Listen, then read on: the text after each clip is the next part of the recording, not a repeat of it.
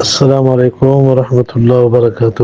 حضرت کیا حال ہے؟ خیریت سے ہیں؟ ماشاءاللہ مکہ المکرمہ مدینہ پاک کی بہاریں برکتیں لوٹ رہے ہیں ماشاءاللہ۔ اللہ تعالیٰ مزید برکت عطا فرمائے۔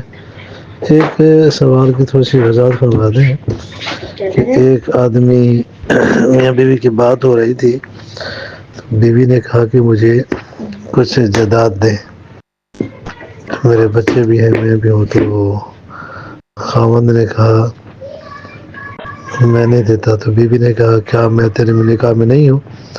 تو خاوند نے کہا تو میرے نکاح میں نہیں ہے۔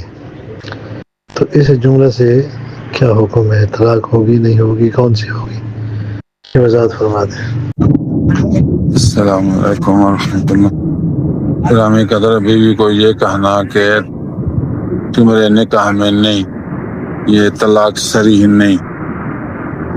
باقی اگر وہ طلاق کی نیت سے یہ لفظ کہے اور ان لفظوں سے باقی طرح دینے کا ارادہ کرے تو پھر طلاق آتی ہے، لیکن یہاں اس کی نیت طلاق نہیں ہے، وہ بات چل نہیں رہی، بس کو غصے میں کہہ دیا یا ویسے